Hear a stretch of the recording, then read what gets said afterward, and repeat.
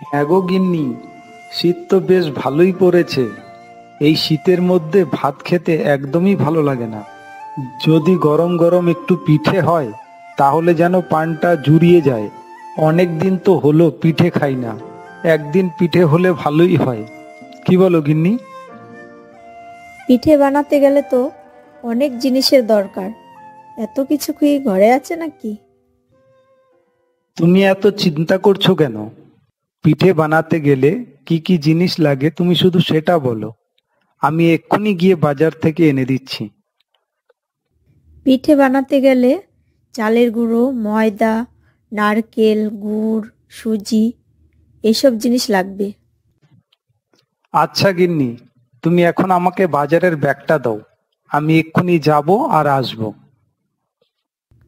এই বলে রমেশ বাজারের দিকে যেতে লাগলো। হঠাৎ সেই সময় মনোজের সাথে তার দেখা হলো। কি গো রমেশ দা, এত সকাল সকাল কোথায় চললে? এই তো একটু বাজারের দিকে যাচ্ছি, অনেক দিন হলো পিঠে খাওয়া হয়নি। গিন্নিকে বললাম একটু পিঠে বানিয়ে দিতে, তাই জিনিসপত্র কিনতে একটু বাজার হয়ে আসি। তোমার এই পিঠের কথা শুনে আমার একটা কথা মনে পড়ে গেল। তোর আবার কি কথা মনে পড়লো রে? রমেশ দা, পাশের গ্রামের জমিদার মশাইয়ের বাড়ির পাশে যে মাঠটা আছে না, সেখানে নাকি পিঠে পুলির উৎসব হবে। পিঠে পুলির উৎসব আবার কেমন উৎসব রে? এরকম উৎসবের কথা তো আগে কখনো শুনিনি। প্রত্যেকবারই তো কোনো না কোনো উৎসব হয়, তাই জমিদার মশাই ভেবেছেন এই বছর পিঠে পুলির উৎসব করবে। শুধু তাই নয়, যার পিঠে খেতে সব থেকে ভালো হবে জমিদার মশাই তাকে 10,000 টাকা পুরস্কার দেবেন। বাহ, সকাল সকাল তো একটা দারুণ খবর দিলি রে। আচ্ছা আমি এখন চলি, বাজারটা সেরে গিয়ে গিন্নিকে খবরটা দিই। এই খবরটা পেলে গিন্নি অনেক খুশি হবে। এই বলে রমেশ বাজারের দিকে যেতে লাগলো। বেশ কিছুক্ষণ পর সে বাজার নিয়ে বাড়িতে ফিরল। হ্যাঁ গো গিন্নি, কোথায় গেলে? একটু তাড়াতাড়ি আসো, একটা ভালো খবর আছে। কি ভালো খবর আছে শুনি? আমি শুনলাম জমিদার মশাইয়ের বাড়ির পাশে যেই মাঠটা আছে সেইখানে পিঠে পুলির উৎসব হবে। এ কি বলছো তুমি? পিঠে পুলির উৎসব হয় নাকি আবার? পিঠে তো মানুষ বাড়িতে বানিয়ে খায়। হ্যাঁ গো গিন্নি, আমি সত্যিই বলছি। মোড়ল মশাই এবছর নতুন করে এই উৎসবের ঘোষণা করেছেন। শুধু তাই নয়, তিনি আরো বলেছেন যার পিঠে খেতে সব থেকে ভালো হবে তিনি তাকে 10,000 টাকা পুরস্কার দেবেন। বাহ, এ তো খুব ভালো কথা। তাহলে আমরাও যাব এই উৎসবে। আরে যাবো বই কি, আমরা তো যাবই, সাথে পিঠে বানিয়েও নিয়ে যাব। তুমি একবার ভেবে দেখেছো, যদি আমাদের পিঠে ভালো হয় তাহলে আমরা 10,000 টাকা পুরস্কার পাবো। এই রকম সুযোগ কেউ কখনো হাতছাড়া করে নাকি? দেখো, ওখানে তো শুধু আমরা না, অনেকেই পিঠে বানিয়ে নিয়ে যাবে। ওদের সাথে কি আমরা পারবো? তুমি এত ভেবো না তো। তুমি তো পিঠেটা মোটামুটি খারাপ বানাও না, আমরাও তো খাই বাড়িতে নাকি। এইবার পিঠে বানিয়ে নিয়ে যাই না, দেখি কি হয়। এইভাবেই তারা পিঠে পুলির উৎসব নিয়ে কথা বলতে লাগলো। দেখতে দেখতে বেশ কিছুদিন কেটে গেল এবং সকলের অপেক্ষার অবসাদ ঘটিয়ে সেই পিঠে পুলির দিন চলে আসলো।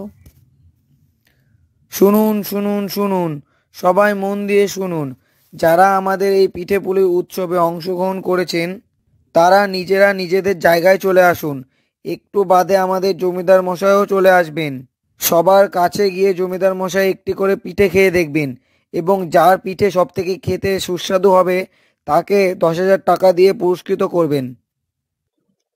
হ্যাঁ গো, তোমার এখনো পিঠে তৈরি হয়নি? ওইদিকে যে ঘোষণা শুরু হয়ে গেছে। হ্যাঁ, এই তো হয়ে গেছে। এতগুলো পিঠে তৈরি করতে গেলে কিছু তো সময় লাগবেই। দাঁড়াও, আমি এক্ষুনি তৈরি হয়ে আসছি।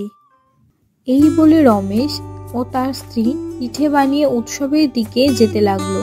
বেশ কিছুক্ষণ পর তারা সেখানে পৌঁছে গেল। এবং জমিদার মশাইও সেখানে উপস্থিত হলেন। ধীরে ধীরে জমিদার মশাই সবার কাছ থেকে একটি করে পিঠে খেতে লাগলেন। অবশেষে তিনি রমেশের কাছে এলেন। কি রমেশ, সবার পিঠেই তো খেয়ে দেখলাম, এবার শুধু তোমার পিঠেটাই খাওয়া বাকি। দাও পিঠে, খেয়েই দেখি। হ্যাঁ জমিদার মশাই, এক্ষুনি দিচ্ছি। এই নিন, খেয়ে দেখুন।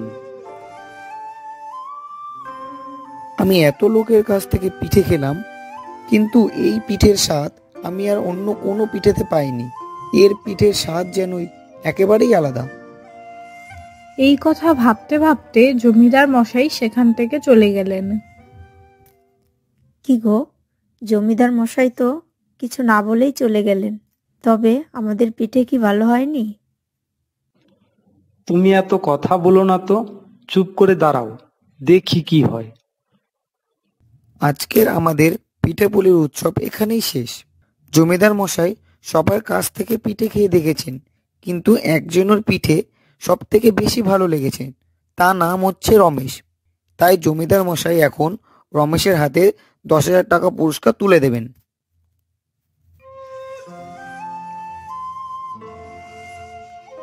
রমেশ, আমি সবার পিঠেই খেয়ে দেখেছি, কিন্তু তোমার পিঠের মতো এরকম স্বাদ আমি আর কোথাও পাইনি। সত্যি তোমার পিঠে খুবই ভালো হয়েছে। তাই আজকের আমাদের এই পিঠেপুলির উৎসবের বিজয় হলে তুমি। এই নাও তোমার পুরস্কার।